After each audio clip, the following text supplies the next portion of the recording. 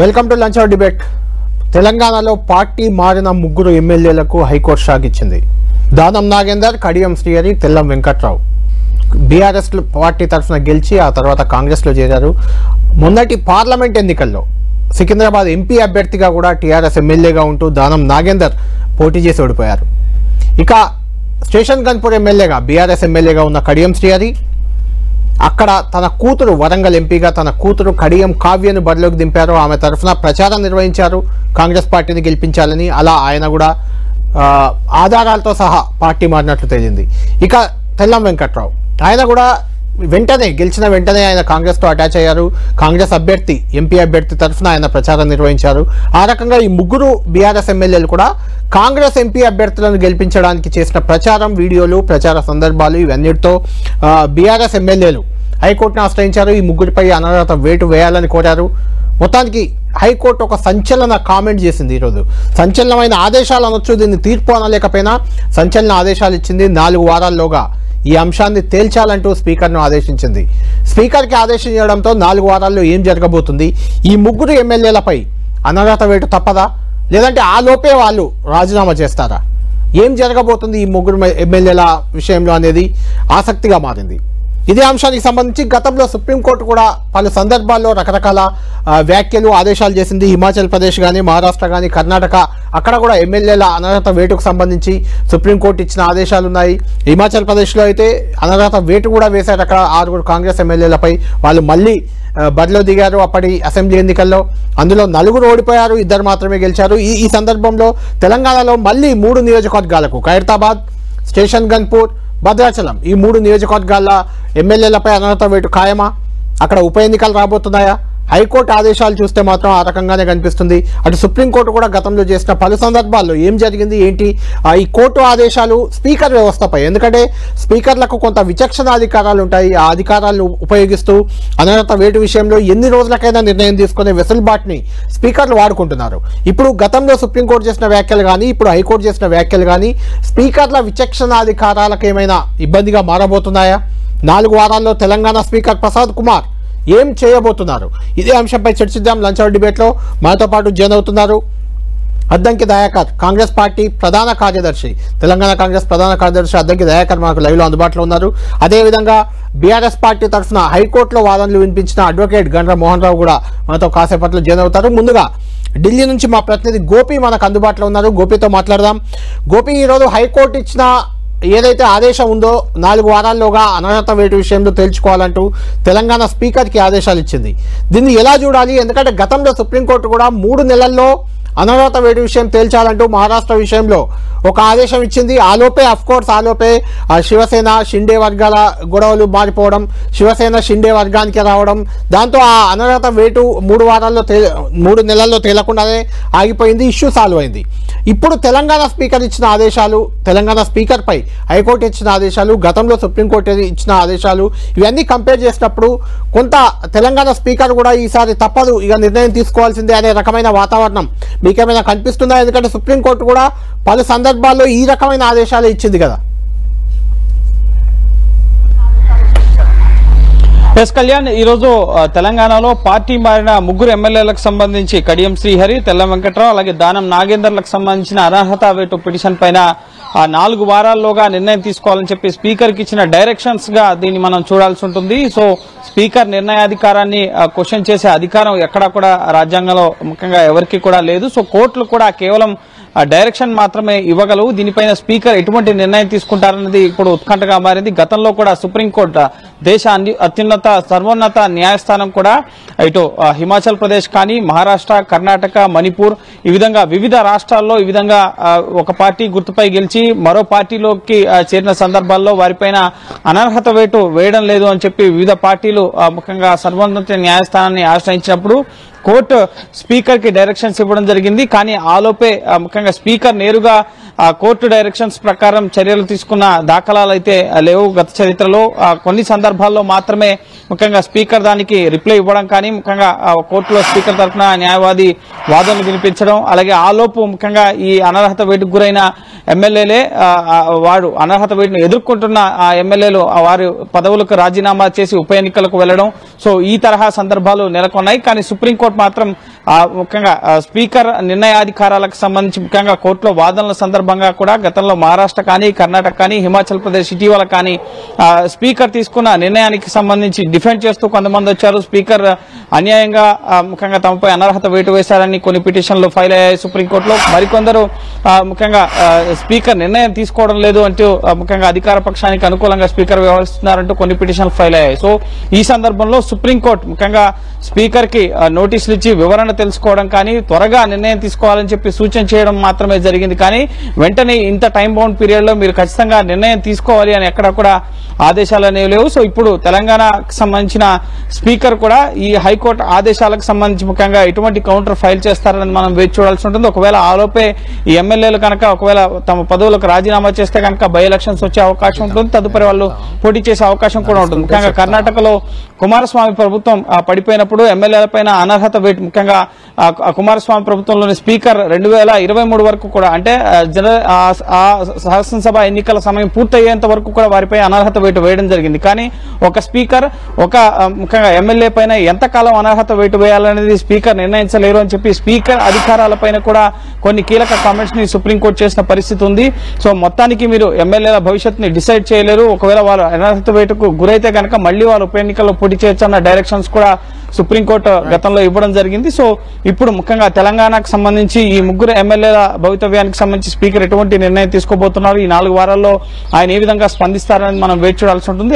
సర్వోన్నత న్యాయస్థానం కూడా గతంలో అనేక సార్లు స్పీకర్ దీనిపైన నిర్ణయం తీసుకోవాలని చెప్పి ఆదేశాలు ఇచ్చిన సందర్భాలు అయితే ఉన్నాయి. కానీ ఆలోపే ఎమ్మెల్యేలు రాజీనామాలు చేయడం కానీ ముఖ్యంగా స్పీకర్ అంతవరకు కూడా ముఖ్యంగా శివసేన విషయంలో పూర్తిగా ఏక్నాథ్ షిండే పార్టీయే తమదని క్లెయిమ్ చేసుకున్న పరిస్థితి ఉంది. సో ఈ అనర్హత అంశాలు ముందుకు సాగని పరిస్థితి ఉంది కాబట్టి సో చూడాలి ఇప్పుడు తెలంగాణలో ముఖ్యంగా ఈ అనర్హత వేటుకు సంబంధించి ఎదుర్కొంటున్న ఎమ్మెల్యేల విషయంలో స్పీకర్ ఎటువంటి నిర్ణయం తీసుకుంటారనేది.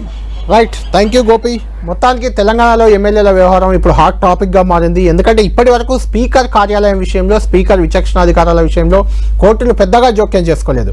కానీ ఇప్పుడు అనర్హత వేటు అంటే పార్టీ ఫిరాయింపులు అనేవి చాలా పెరిగిపోతున్నాయి. ఒక పార్టీలో గెలిచిన వాళ్ళు తెల్లారేసరికి మరో పార్టీలో తేలుతున్నారు. ఈ నేపథ్యంలో కొంత కోర్టులు కూడా దీనిపై దృష్టి పెడుతున్నట్లు కనిపిస్తుంది. అటు సుప్రీంకోర్టు కానీ ఇప్పుడు హైకోర్టు కానీ. ఇదే అంశంపై బీఆర్ఎస్ కీలక నేత మాజీ ఎంపీ అడ్వకేట్ కూడా ఆయన బోయినపల్లి వినోద్ కుమార్ మాట్లాడారు. 10th షెడ్యూల్కి రాజ్యాంగ సవరణ చేయాలంటున్నారు ఆయన. పార్టీ మారిన ఎమ్మెల్యేలపై ఎన్ని రోజుల్లో చర్యలు తీసుకోవాలనే దాన్ని కూడా మెన్షన్ చేయాలి ఆ సవరణలో అనేది ఆయన డిమాండ్గా కనిపిస్తుంది. ఆయన మాట్లాడారు, ఆయన ఏమన్నారో ఒకసారి చూద్దాం. కాబట్టి స్పీకర్లకి ఆ విచక్షణ అధికారాలు లేకుండా కేవలం 4 వారాల లోపట్నే మరి డిస్పోజ్ చేయాలని చెప్పి రాజ్యాంగ సవరణ 10th షెడ్యూల్ చేయాలని చెప్పి కూడా ఇవాళ నేను డిమాండ్ చేస్తున్నాను. మరి అలా హైకోర్టు 4 వారాల లోపల నువ్వు విచారించి దీనిపైన నిర్ణయం తీసుకోమని ఆదేశించారు. కాబట్టి ప్రసాద్ గారు స్పీకర్ గారిని నేను రిక్వెస్ట్ చేస్తున్నాను, మీరు వెంటనే మరి దీనిపైన నిర్ణయం తీసుకోవాలి. తీసుకోకపోతే మన కోర్టు సుమోటోగా స్వీకరిస్తానది. ఇది మంచి పరిస్థితి కాదు.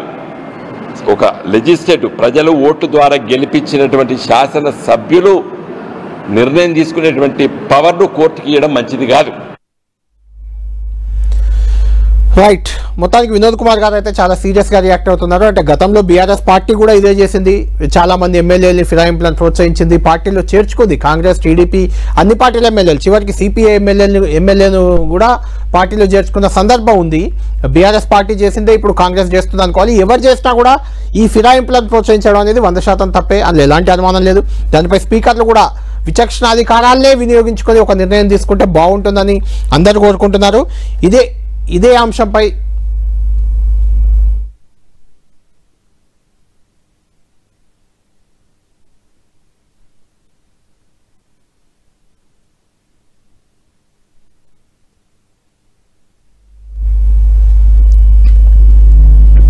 రైట్, మొత్తానికి ఈ అంశంపై కోర్టులు నిర్ణయాలు తీసుకోవడం అనేది చాలా ఇంట్రెస్టింగ్ ఫ్యాక్టర్గా ఉంది. ఈరోజు ఈ ఆదేశాలు రావడానికి కారణమైన అడ్వకేట్ బీఆర్ఎస్ పార్టీ ఎమ్మెల్యేల తరఫున హైకోర్టులో వాదించిన అడ్వకేట్ మోహన్ రావు గారు మా ప్రతినిధి సునీల్తో మాట్లాడారు. ఆయన ఏమన్నారు, కోర్టులో ఏం వాదనలు జరిగాయి ఒకసారి చూద్దాం.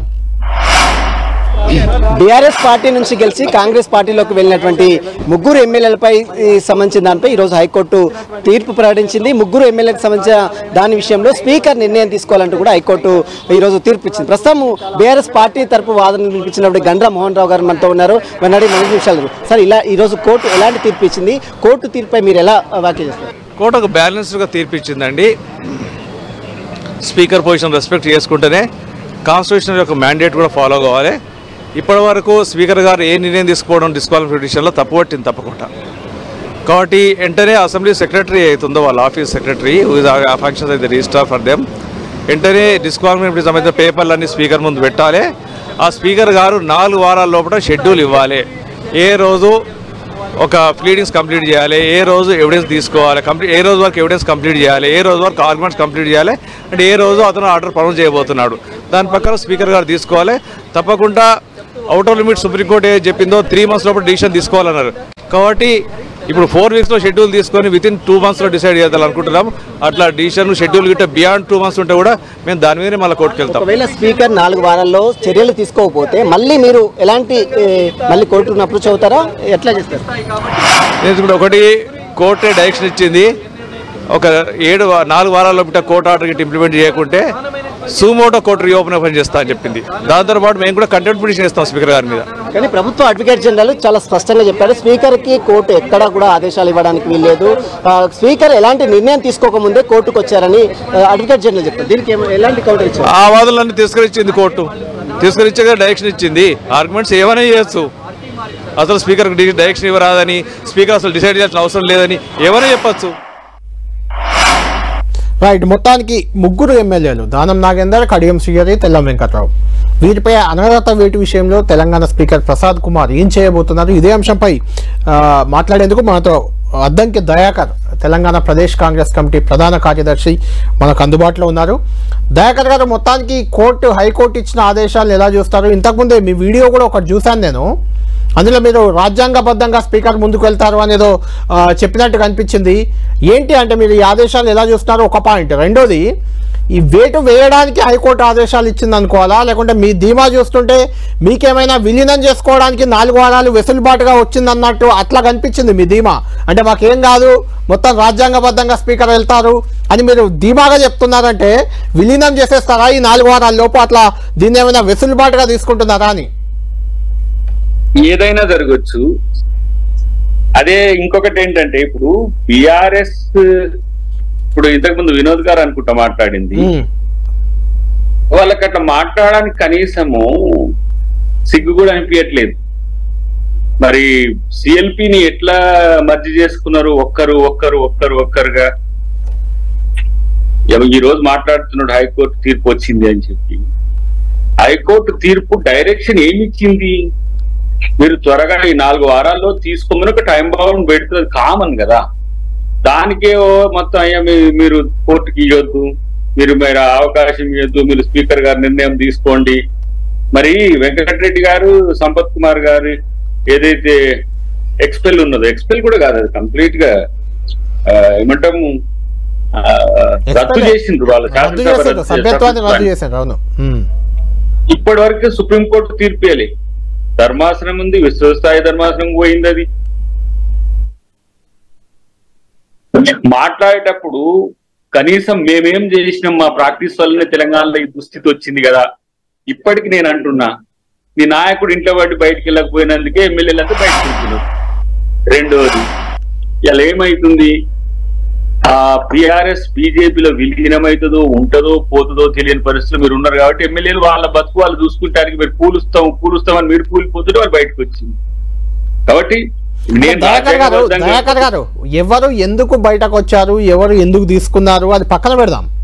రాజ్యాంగబద్ధంగా చట్టబద్ధంగా కొన్ని నిబంధనలు ఉంటాయి, ఒక పాయింట్. రెండోది, 1985లో ఈ ఫిరాయింపుల చట్టాన్ని తీసుకొచ్చిందే రాజీవ్ గాంధీ గారు. ఆ సమయంలో చాలా మంచి ఉద్దేశంతో తీసుకొచ్చిన చట్టం అది. దాంతో పాటు మీరు కూడా ఈ మధ్య రాహుల్ గాంధీ చేసిన కామెంట్ ఏంటంటే, ఇలా ఫిరాయిస్తే అలా వేటేయాలి. ఇది రాహుల్ గాంధీ డిమాండ్, నా డిమాండ్ కాదు ఇది. నేను ఒక మాట చెప్తున్నా, అవన్నీ చట్టాలు ఉన్నాయి, ప్రజాప్రాతినిధ్య చట్టం ఉంది, లేకపోతే ఏమంటాం దీనికి ఇంకోటి ఏంది యాంటీ డిఫెక్షన్ లా ఉంది. చట్టాల గురించి అది పక్కన పెట్టండి. ఫస్ట్ మీరేం ప్రాక్టీసెస్ చేసింది, అందుకని బీఆర్ఎస్ అంటున్నా, మీరు గమనించండి సీరియస్ గా. ఎందుకు ఈ మాట అంటున్నా అంటే తెలంగాణలో ఒక మంచి సాంప్రదాయం రావాల్సిన అవసరం ఉండే. ఏం నష్టమైందని ఈ విధంగా వ్యవహరించాల్సి వచ్చింది కేసీఆర్? అప్పుడు 61, 62 సీట్లు వచ్చినాయి, వాళ్ళకి ఎంఐఎం మద్దతే ఉన్నది. సెకండ్ టైం 88 సీట్లు వచ్చినాయి. అప్పుడేమో టీడీఎల్పీని, ఇప్పుడేమో సిఎల్పీని 2 సార్లు మధ్య చేస్తున్నారు కదా. మరి అప్పుడు చట్టాలు న్యాయాలు గుర్తు రాలేదా వీళ్ళకు? అంటే వాళ్ళు తప్పు చేస్తే మీరు చేస్తారా దయాకర్ గారు? వాళ్ళు తప్పు చేస్తే మీరు చేస్తారా? అది సెకండరీ. నేను రేపు ఏం చేయబోతున్నా అనేది మీరు అప్పుడు ఎట్లా డిసైడ్ చేస్తారు? ఒకటి. రెండోది మీకే హిమాచల్ ప్రదేశ్ లో మీ పార్టీకి చెందిన 6 కాంగ్రెస్ ఎమ్మెల్యేలు రాజ్యసభ ఎన్నికల్లో విప్ ధిక్కరించి ఓటేస్తే వారిపై అనర్హత వేటు మీ స్పీకర్, అంటే కాంగ్రెస్ ప్రభుత్వం అధికారంలో ఉంది, వాళ్ళు కాంగ్రెస్ ఎమ్మెల్యేలే, వాళ్ళపై వేటు వేశారు. వాళ్ళు ఉప ఎన్నికల్లో బీజేపీ నుంచి పోటీ చేశారు, 4 ఓడిపోయారు, 2 గెలిచారు. అది వేరు విషయం. అంటే మీరు అక్కడ వేటు వేస్తారు, తెలంగాణకు వచ్చేసరికి వేటయ్యారా? నేనేమంటున్నా కళ్యాణ్ గారు, చట్టము, న్యాయము, రాజ్యాంగం అనేది మన కోసం అది స్టాటిక్ గా ఉంటది. దాన్ని మార్చుకున్నప్పుడే మారుతుంది. కానీ వ్యక్తులు, వ్యవస్థలు వాటిని మార్చే ప్రయత్నం చేసిండ్రు. దాంట్లో కేసీఆర్ ఆ ప్రయత్నం చేసిండు కాబట్టి ఈరోజు అబాస్ పాలై అధికారం పోయి మూల కూర్చోవాల్సిన పరిస్థితి వచ్చింది. మేము ఆ పరిస్థితి తెచ్చుకుంటామా లేదని భవిష్యత్తులో చూస్తారు. రేపు రాజీనామా చేయాల్సి వస్తే రాజీనామా చేస్తారు, ఉండాల్సి వస్తే ఉంటారు, లేకపోతే బీఆర్ఎస్ మొత్తమే వస్తుంది అంటే ఎట్లుంటది అనేది తర్వాత సంగతి. బట్ మీకు హైకోర్టు ఇంత వెంటనే స్పందించడానికి నేను స్వాగతించిన. ఎందుకంటే గతంలో కూడా మీరు అట్లా స్పందించాల్సి ఉండే, సుప్రీంకోర్టు కూడా అట్లా స్పందించాల్సి ఉండే. అది ఎందుకు స్పందించింది, దాని మెకానిజం ఏమైంది, యాక్టివిజం ఏమైంది అని ప్రశ్నించే హక్కు నాకు లేదు. ఎందుకంటే దాని తెర వెనుక ఎన్నో కథనాలు ఉంటాయి, కథలు ఉంటాయి. దాని విషయం పక్కన పెడతాం. ఆ డిస్క్రిషనరీ పవర్ కూడా హైకోర్టుకు ఉంటది. ఎప్పుడు స్పందించాలి, ఎట్లా స్పందించాలని నేను చెప్తే టర్మ్ డిక్టేట్ చేస్తే ఉండదు. అట్లనే స్పీకర్ కూడా ఎవరు టర్మ్స్ డిక్టేట్ చేయలేరు. Speaker also quasi judiciary, he has his own decision. కాబట్టి డిక్టేట్ కాదు, డైరెక్షన్ ఇస్తుంది. రాజ్యాంగము ఇట్లా చెప్తుంది, నాయన నువ్వు ఇది పని చేయకు. అంటే హైకోర్టు డైరెక్షన్ ని స్పీకర్ ఫాలో అవుతారు అనుకుంటున్నారా? 4 వారాల్లో ఏదో ఒకటి తేలుతుందా, తేలదా?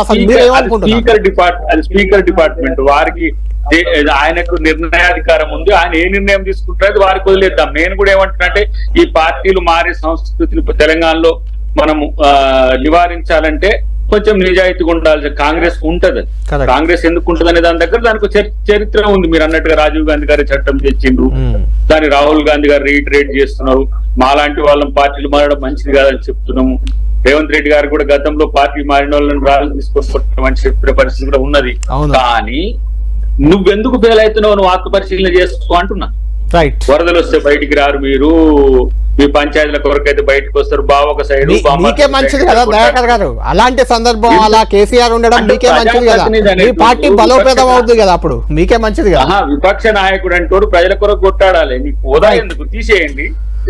సుధారెడ్డి గారు, మీ వైఫల్యం వల్ల పార్టీ మారుతున్నారు, పార్టీలో చేరుతున్నారు. మీరు గతంలో పార్టీ ఫిరాయింపులను ప్రోత్సహించిందే బీఆర్ఎస్, మీరు చూపిన దారే ఇదంతా నడుస్తుంది. మీకు అసలు ఈ ఫిరాయింపులపై మాట్లాడే అర్హత ఉందా అనేది కాంగ్రెస్ పార్టీ నేరుగా మిమ్మల్ని అడుగుతున్న ప్రశ్న. ఒకటి, మా వైఫల్యం వల్లనే అంటే మిగతా 28 మంది ఎమ్మెల్యేలకు ఇంకా బీఆర్ఎస్లో కొనసాగుతున్న ఎమ్మెల్సీలకు కూడా మా వైఫల్యం కనపడి ఉండాలి. మరి వాళ్ళకి కనపడలేదు, ఆ 10 మందికే కనపడ్డది, ఆ 8 మంది ఎమ్మెల్సీలకే మా వైఫల్యం కనపడిందేమో నాకు అర్థం కాలే. రెండవది, మాకు అర్హత లేదని చెప్పేసి దయాకర్ గారు అన్నారు అనుకోండి. సరే, మా అర్హత సంగతి కాసేపు పక్కన పెడదాం మనం. వారు గతంలో బీఆర్ఎస్ పార్టీ ఫిరాయింపులను ప్రోత్సహించలేదా, తీసుకోలేదా అనేక మాటలు మాట్లాడారు. ఫైన్. కోర్టులకైనా అర్హత ఉందా లేదా అనే విషయాన్ని వాళ్ళు గౌరవిస్తారా లేదా చెప్పాలి. ఎందుకంటే హానరబుల్ హైకోర్టు ఇవాళ ఏం చెప్పిందండి, స్పీకర్ కార్యాలయానికి ఇప్పుడు టెక్నికల్గా, న్యాయపరంగా, చట్టపరంగా వాళ్ళకున్న పరిమితుల మేరకు వాళ్ళు ఒక వర్డిక్ట్, ఒక తీర్పు రాస్తారు. కానీ తీర్పు పాఠాన్ని ప్రజల భావన చెప్పుకోవాలంటే ఏంటంటే 4 వారాల లోపల స్పీకర్ కార్యాలయానికి వాళ్ళు ఇచ్చినటువంటి యొక్క ఈ ఏమంటారు డిస్క్వాలిఫికేషన్ వాటిని వాళ్ళ ముందు ఉంచండి అని చెప్పారు. వాస్తవానికి సరే కోర్టులు కాబట్టి 4 వారాలు ఇచ్చారు, వేరు సంగతి. కానీ వాస్తవానికి 4 వారాలు పడుతుందా? ఎండ్ ఆఫ్ ద డే ప్రజాక్షేత్రంలో చాలా క్లియర్గా ఉంది, మేము తప్పు చేశామా, మీరు తప్పు చేశారా కాదు. కళ్యాణ్ గారు మీరు అడిగినటువంటి విషయం లాగానే మేనిఫెస్టోలో చెప్పారు, మా ప్రభుత్వాలు వస్తే ఈ ఫిరాయింపులకు సంబంధించి తీవ్ర నిర్ణయం తీసుకుంటామనే విధంగా ఆ రోజు కాంగ్రెస్ పార్టీ మేనిఫెస్టోలో పెట్టింది.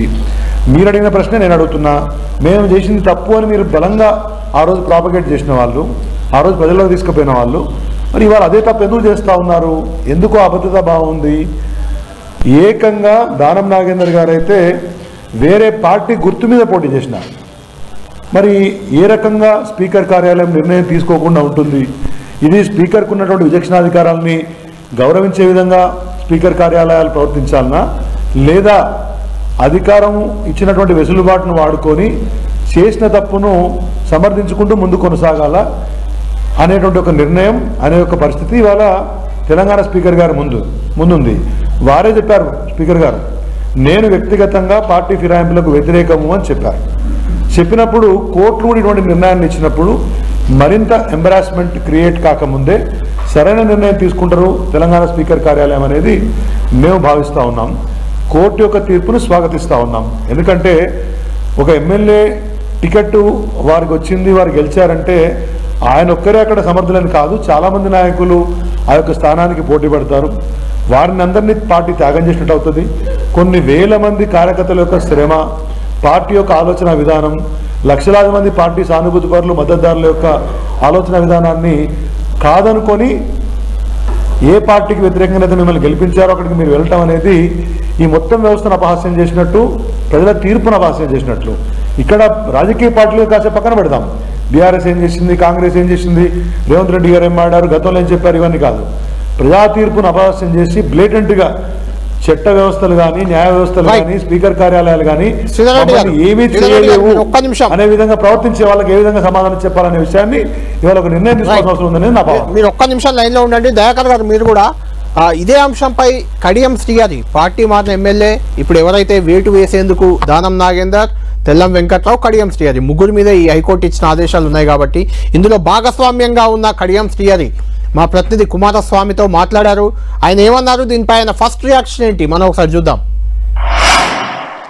బీఆర్ఎస్ ఎమ్మెల్యేల అనర్హత పిటిషన్ పైన కోర్టు కీలకమైనటువంటి వ్యాఖ్యలు చేసింది, కీలకమైనటువంటి ఆదేశాలను స్పీకర్కి జారీ చేసింది. దీనిపైన కోర్టు వ్యాఖ్యలపైన, కోర్టు డైరెక్షన్స్ పైన మనతో మాట్లాడేందుకు స్టేషన్ గన్పూర్ ఎమ్మెల్యే, మాజీ డిప్యూటీ సీఎం కడియం శ్రీహరి గారు ఉన్నారు. ఒకసారి వారితో మాట్లాడారు. సార్, కోర్టు ఇచ్చినటువంటి డైరెక్షన్స్ని మీరు ఎట్లా చూస్తారు? హైకోర్టు తీర్పును మీడియా ద్వారా నేను తెలుసుకోవడం జరిగింది. ఎలక్ట్రానిక్ మీడియాలో వస్తున్న బ్రేకింగ్ న్యూస్ ద్వారానే ఆ వార్తను నేను చూశాను. హైకోర్టు తీర్పు పూర్తి పాఠాన్ని నేను చూడలేదు, ఇంకా దాన్ని అధ్యయనం చేయలేదు. పూర్తి పాఠాన్ని చూసిన తర్వాత, అధ్యయనం చేసిన తర్వాత తదుపరి ఏ కార్యాచరణ ఉండాలనేది ఆలోచించడం జరుగుతుంది. ప్రధానంగా తీర్పు పైన న్యాయవాదులతోని, పార్టీ పెద్దలతో కూడా మాట్లాడి కార్యాచరణ ఏ రకంగా ఉండాలనేది నిర్ణయం తీసుకుంటాం. ప్రధానంగా ఇది హైకోర్టు సింగిల్ జడ్జి ఇచ్చిన జడ్జిమెంట్. దీనిపైన డివిజన్ బెంచ్ కూడా పోయే అవకాశం ఉన్నది. ఆ సాధ్యాసాధ్యాలను కూడా పరిశీలించి నిర్ణయం తీసుకుంటాం. బీఆర్ఎస్కి సంబంధించినటువంటి కీలక నేతలుగా ఉన్నటువంటి హరీష్ రావు, వినోద్ కుమార్, మాజీ మంత్రి దయాకర్ రావు, వీళ్ళంతా కూడా చాలా కీలకంగా వ్యాఖ్యానిస్తున్నారు స్టేషన్ గన్పూర్కి. కానీ మిగతా 2 నియోజకవర్గాలకు కానీ ఎన్నికలు వస్తాయనేటువంటి కామెంట్ చేస్తున్నారు. ప్రజాస్వామ్యబద్ధంగా ఇది కరెక్ట్ కాదు, కాంగ్రెస్ పార్టీ అనుసరించే విధానం అంటున్నారు. బీఆర్ఎస్ పార్టీ నాయకులకు కడియం శ్రీహరి పైన ప్రత్యేక దృష్టి ఉంటుంది. బీఆర్ఎస్ పార్టీ నాయకులకు పార్టీ ఫిరాయింపుల మీద మాట్లాడే నైతిక హక్కు లేదు. 2014 నుంచి 2023 వరకు బీఆర్ఎస్ పార్టీ ఫిరాయింపులను ఏ రకంగా ప్రోత్సహించింది, రాష్ట్ర శాసనసభలో ఉన్న వివిధ రాజకీయ పార్టీల శాసనసభ పక్షాలను ఏ రకంగా విలీనం చేసుకొని రాజకీయాలను భ్రష్టు పట్టించిందో అందరికీ తెలుసు. ఆ రోజు ఇప్పుడు మీరు చెప్పిన పెద్దలందరూ కూడా ఉన్నారు. మరి ఆ రోజు వాళ్ళకెందుకు ఈ ప్రజాస్వామ్యం గుర్తుకు రాలేదో నాకు అర్థం కావడం లేదు. ప్రజలు ఏమనుకుంటారు, మనం చేసింది ఏంటి గతంలో, ఇప్పుడు మనం మాట్లాడేది ఏంటి, ప్రజలు ఏ రకంగా రిసీవ్ చేసుకుంటారనే కనీస జ్ఞానం కూడా లేకుండా మాట్లాడుతున్నారు. ఏది ఏమైనా కోర్టు తీర్పు పట్ల, కోర్టుల పట్ల పరిపూర్ణమైన విశ్వాసం ఉన్న వ్యక్తిని, నేను నమ్మకం ఉన్న వ్యక్తిని. తప్పకుండా తీర్పు పాఠాన్ని పూర్తి స్థాయిలో అధ్యయనం చేసి అందరితో సంప్రదించిన తర్వాత ఏ రకంగా ముందుకు పోవాలన్నది ఆలోచిస్తాం. స్టేషన్ గన్పూర్ ప్రజల కోసం, నియోజకవర్గ అభివృద్ధి కోసం కాంగ్రెస్ పార్టీని నమ్మి ఆ పార్టీతో జర్నీ చేస్తున్నారు. ఆ పార్టీ సపోర్ట్ మీకు ఏ రకంగా ఉంటుంది అనుకుంటున్నారు? తప్పకుండా ఉంటుంది. నేను వ్యక్తిగతంగా నా ప్రయత్నం ఉంటుంది, నా పోరాటం ఉంటుంది. పార్టీ పెద్దల రైట్. అద్దె గారు, కడియం శ్రీహరి గారు కూడా సేమ్ మీ వెర్షనే వినిపిస్తున్నారు. కోట్లపై నమ్మకం ఉంది, బీఆర్ఎస్ నాయకులకు మాట్లాడే అర్హత లేదు, ఇలాంటివన్నీ. అయితే నేనేమంటున్నా అంటే, ఇప్పుడు 4 వారాలు గడువు అయితే ఇచ్చింది. 4 వారాల్లో ఒక నిర్ణయం తీసుకోమని హైకోర్టు ఉంది కాబట్టి వేటు వేసేదాకా వేచి చూస్తారా, లేదంటే మీరు అన్నట్టు వాళ్ళని విలీనం చేసుకునే ప్రయత్నం చేస్తారా, లేకుంటే రాజీనామా చేసే అవకాశం కూడా ఉందా? మీకు ఏదో కొంత క్లారిటీ ఉన్నట్టయితే మీ వ్యాఖ్యల్లో అనిపిస్తుంది. ఇది ఏదైనా మేము రాజ్యాంగబద్ధంగా వెళ్తాం, చట్టబద్ధంగా వెళ్తామని చాలా క్లియర్గా చెప్తున్నారు.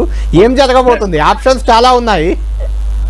ఇప్పుడు కళ్యాణ్ భాయ్ తానే చెప్పిండు, పెద్ద ఆయన ఏమన్నాడు, డివిజన్ బెంచ్ ఉంది, అవును, దాని తర్వాత సుప్రీంకోర్టు పోవచ్చు.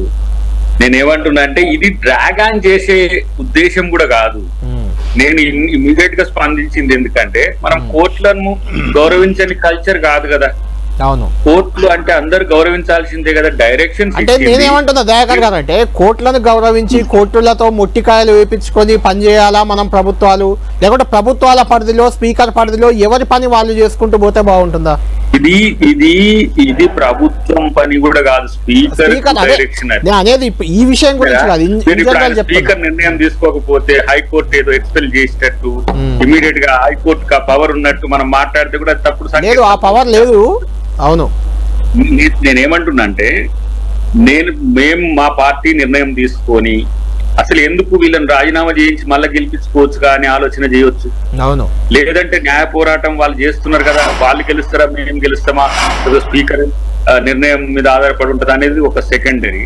థర్డ్ ఇష్యూ ఏంటంటే ఇవాళ జరుగుతున్న రాజకీయాల్లో ఈ పరిస్థితుల్లో కడియం శ్రీహరి లాంటి కమిటెడ్ సిన్సియర్ నాయకుడు బీఆర్ఎస్ ను ఒక రోజులో ఉప ముఖ్యమంత్రిగా ఉన్నారు.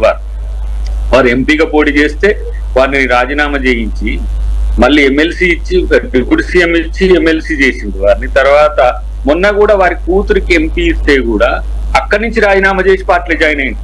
అక్కడి నుంచి ఇచ్చేసి వాళ్ళకి మేము పోటీ చేయమని.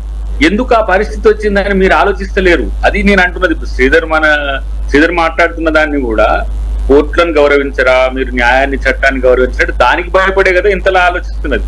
మీలాగా ఒంటరి పోకళ్ళు పోయి ఉంటే ఏమైతుంది, చేద్దాం, ఇంకెంతమందికైనా ఎంతమందినైనా కొనుక్కుందాం అనేటట్టుగా ఉంటుండే. చాలా మంది నుంచి వచ్చిన విమర్శల వల్లనే చాలా చేరికలు ఆగిపోయింది. జీవన్ రెడ్డి గారి ఎపిసోడ్ మీరు వారం రోజులు మీరు చూడలేదా?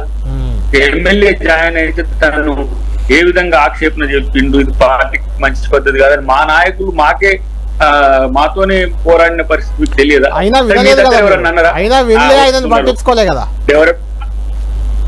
వినలేదంటే మేము ఆయనను కన్విన్స్ చేస్తున్నాం, అది వేరు. కానీ ఇప్పటికి కూడా చాలా అవకాశాలు ఉన్నప్పటికీ కూడా ఎందుకు అంటే కాంగ్రెస్ పార్టీ కార్యకర్తల్లో ఏంటంటే మనకేంది ఉన్నది సరిపోదా, మన కార్యకర్తలకే నష్టం జరుగుతుంది కదా. ఇప్పుడు వచ్చిన దగ్గర కూడా కొన్ని ఇష్యూస్ అవుతున్నాయి కదా. అవతల పార్టీ నుంచి వచ్చినప్పుడు కూడా అక్కడ ఉన్న పాత నాయకులు వారి మీదనే పోరాడి మళ్ళీ ఆయన గెలిచిండు కదా అనే దాని విషయంలో కొన్ని సమస్యలు ఉన్నాయి. కానీ అది కాదు, కోర్టు తీర్పుకే కన్ఫైన్ అయితే డెఫినెట్ గా కోర్టుకి ఏ వివరణ ఇస్తారు స్పీకర్ గారి 4 వారాల్లో చూద్దాం. 4 వారాలు లేదు, 2 వారాల్లో కూడా అదే పెద్ద. ఆ 4 వారాలు కాగాల్సిన అవసరం కూడా లేదు. ఇచ్చిన తర్వాత పరిణామాలను బట్టి మీరు అన్న ఏవైతే చేయడానికి అవకాశం ఉంది, లేదనేది ఏం లేదు కదా. చెప్పండి. ఇప్పుడు ఒకటేంటంటే న్యాయపరంగా మాకున్న ఆప్షన్స్ని మేము ఎక్స్ప్లోర్ చేసి కోర్టులో కేసేశారు. ఇప్పుడు వారు చెప్పినట్లు, ఇంతకుముందు శ్రీహరి గారు చెప్పినట్లు సింగిల్ బెంచ్, తర్వాత డివిజన్ బెంచ్, ఫుల్ బెంచ్, మరొకటి వాళ్ళకుండే ఆప్షన్స్ వాళ్ళకు ఉంటే నేను కాదనట్లేదు.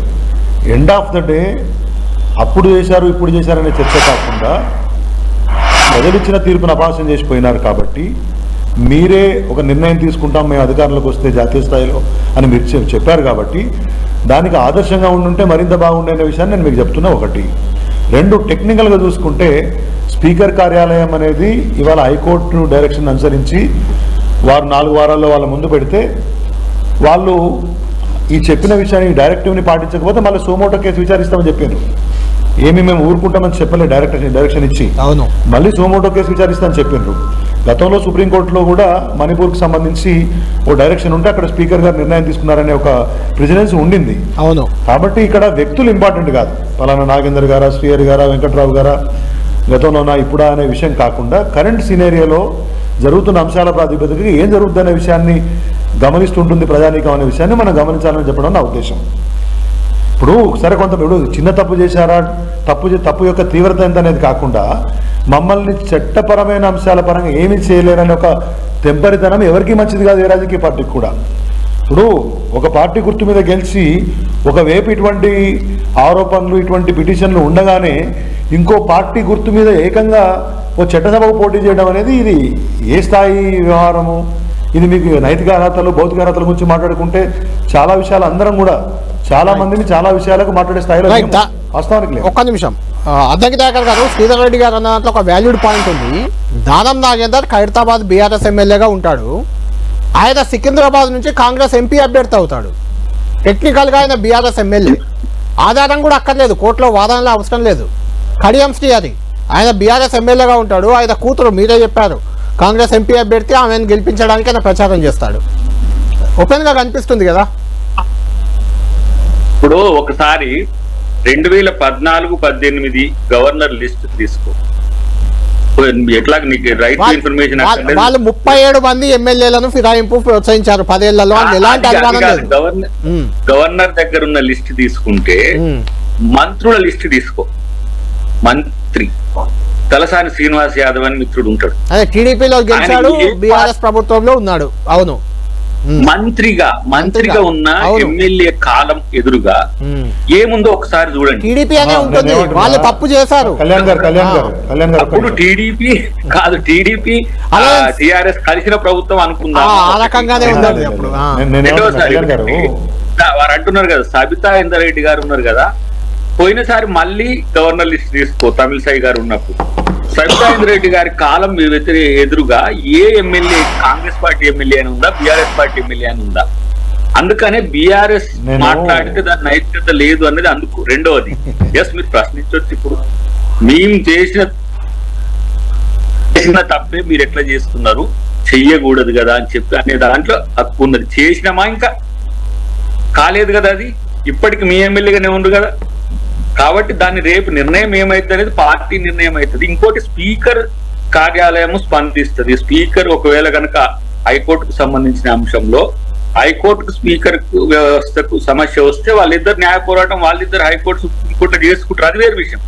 కాంగ్రెస్ పార్టీగా నేను అన్నది ఏంటి, మేం చట్టాలను న్యాయాలను గౌరవిస్తాం, చట్టం చెప్పినట్టు వింటాం. స్పీకర్ కూడా ఒక వ్యవస్థనే కదా, ఆయన కూడా క్వాసి జ్యుడిషియరీ కదా. ఆయన నిర్ణయాన్ని హైకోర్టు తన కోర్టు తననే తప్పు పట్టిస్తుందా అనే అంశంలో ఒక చర్చ ఉంది.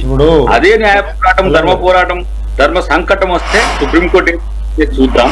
అంతకు ముందే మనకెందుకు ఈ సమస్య అని పార్టీ అనుకుంటే అది వేరు విషయం. అంటే ఉప ఎన్నికకు కూడా రెడీ అవుతున్నారా దయాకర్ గారు? అవసరమైతే ఉప ఎన్నికకు సిద్ధమా కాంగ్రెస్ పార్టీ? ఇప్పుడు కాంగ్రెస్ పార్టీ దేనికైనా సిద్ధంగా ఉంటది. ఈ తీర్పు నేనంటే ఎక్స్ట్రా జ్యుడిషియల్ ఇష్యూస్ లో నేను ఎక్కువ మాట్లాడడం సముచితం కాదు, కానీ దీని వెనుక ఉన్న మతలబులు భవిష్యత్తులో వస్తాయి. ఇప్పుడు ఈ పార్టీ బీఆర్ఎస్ నిలుపుకోవడానికి బీజేపీ వెనక నుంచి ఏం చేస్తున్నది, బీజేపీ ఎందుకు బీఆర్ఎస్ కు మద్దతు ఇవ్వాల్సి వచ్చింది, ఎందుకు కవిత గారి రిలీజ్ వచ్చింది, ఇవన్నీ కూడా ఇదేమో రాజకీయాలను మనం న్యాయంతో కలపలేము. కాబట్టి రేపటి రోజున నా ఇంట్యూషన్ మై ఇంటెన్షన్ చెప్తున్నా, టిఆర్ఎస్ బీజేపీ కలిసి పనిచేయబోతున్నాయి చెప్పడానికి భవిష్యత్తులో కొన్ని సిమ్టమ్స్ మీకు చెప్తారు. రాజకీయాలను మీరు కలపలేమంటున్నారు, న్యాయస్థానాలతో మీ ముఖ్యమంత్రి రేవంత్ రెడ్డి గారు ఆల్రెడీ కలిపారు కూడా, కలిపారు. సుప్రీంకోర్టు కూడా కామెంట్ చేసింది, దానిపై సీరియస్ అయింది కూడా. ఇప్పుడు నేను తీర్పులను పార్టీలతో కలపలేను, ఒకటి. రెండవది, పార్టీలు రాజకీయాలు వేరు, చట్టం న్యాయం వేరు. కాబట్టి ఈ విషయంలో ఎందుకు వస్తుంది ఏంటి అనేది భవిష్యత్తులో మీకు తెలుస్తుంది. అన్నిటికంటే ముఖ్యంగా బీజేపీ మాత్రం చాలా పోరాడుతుంది బీఆర్ఎస్ ని కాపాడే, ఎందుకంటే తన భవిష్యత్తు కోసం. శ్రీధర్ గారు, మీరు ఫైనల్ గా కంక్లూడ్ చేయండి. బీజేపీ బీఆర్ఎస్ ఒప్పందంలో భాగమే మళ్ళీ ఇది కూడా అనే రకంగా దయాకర్ గారు ఇండైరెక్ట్ గా వ్యాఖ్యలు చేస్తున్నారు ఓవరాల్ గా. అయితే నేను అడుగుతుంది మిమ్మల్ని ఏంటంటే, ఎందుకు ముగ్గురి పైన ఫిర్యాదు చేశారు, మిగిలిన 7 వదిలేశారా? మరి మొత్తం 10 మంది కదా ఎమ్మెల్యేలు. ఆ ఫిర్యాదు సమయానికి 3 ఉన్నారు, ఇచ్చిండ్రు. సరే మిగతా వాళ్ళు కూడా వర్తిస్తుంది కదా, వాళ్ళు కూడా పార్టీ జాయిన్ అయినరు. మేము జాయిన్ కాలేదు, ఏదో కండో కప్పారు, ఇట్లా పోయిన వాళ్ళకు టెక్నికల్ ఎలిమెంట్ మనం ఏం చేయలేము. పార్టీలు జాయిన్ అయిన వాళ్ళు అదే అంటారు, మేము పార్టీ కండువా కూడా కప్పుకోలేదు, దేవుడి కండువా కప్పుకున్నామని చెప్తున్నారు వాళ్ళు. దేవుడిది కప్పుకున్నారా మరొకటి కప్పుకున్నారా అనేది వాళ్ళకి తెలుసు, ప్రజలకు తెలుసు. More than any judiciary, more than any courts, public court is the final అండి. ఇప్పుడు నేను మాట్లాడినా ఇంతకుముందు దయాకర్ గారు చెప్పినటువంటి అన్ని అంశాలు వర్తిస్తాయి. ఎందుకు వర్తించవు? మీరు చేయలేదా అంటే మేము చేసింది ప్రజాక్షేత్రంలో ఉంది అట్లని చెప్పేసి కళ్యాణ్ గారు నన్ను చర్చకు పిలవకుండా ఉండలేడు కదా. చర్చకు పిలిచినప్పుడు ఒక రాజకీయ పార్టీగా ఖచ్చితంగా జరుగుతున్న అంశం మీద on the current affairs we will question on the issues. మళ్ళీ ఒక కోర్టు ఇవాళ ఒక డైరెక్టివ్ ఇచ్చినప్పుడు ఆ డైరెక్షన్స్ మీద రాజకీయ పార్టీగా మళ్ళీ స్పందించిన అభిప్రాయం మేము చెప్తాం. నైతికంగానో ఇంకోలా అర్హత ఉందా లేదా ప్రజలు నిర్ణయిస్తారు. థ్యాంక్ యూ శ్రీధర్ రెడ్డి గారు, థ్యాంక్ యూ అద్దంకి దయాకర్ గారు. మొత్తానికి తెలంగాణలో ఎమ్మెల్యేల ఫిరాయింపులకు సంబంధించి హైకోర్టు ఇచ్చిన ఆదేశాలు 4 వారాల్లో నిర్ణయం తీసుకోవాలంటూ స్పీకర్ కార్యాలయాన్ని ఆదేశించడం అయితే కొంచెం హాట్ టాపిక్. ఇది చాలా సంచలనమైన అంశంగానే చెప్పాలి. ఎందుకంటే ఇన్ జనరల్గా స్పీకర్కి విచక్షణాధికారాలు ఉంటాయి. స్పీకర్ కార్యాలయాన్ని కోర్టులు చాలా తక్కువ సందర్భాల్లో ఆదేశిస్తుంటాయి ఇలాంటి ఆదేశాలు. ఇప్పుడు తెలంగాణ విషయంలో కూడా 3 ఎమ్మెల్యేలు దానం నాగేందర్, కడియం శ్రీహరి, తెల్లం వెంకట్రావు వీరి విషయంలో ఆదేశాలు వచ్చాయి. కాబట్టి స్పీకర్ ఏం చేయబోతున్నారు? వేటు వేస్తారా? అనర్హత వేటు పడుతుందా 4 వారాల్లో? లేదంటే వాళ్ళే రాజీనామా చేసి ఉప ఎన్నికలకు రెడీ అవుతారా? ఏం జరగబోతుంది అనేది మనం వేచి చూడాలి. ఇది లంచ్ అవర్ డిబేట్.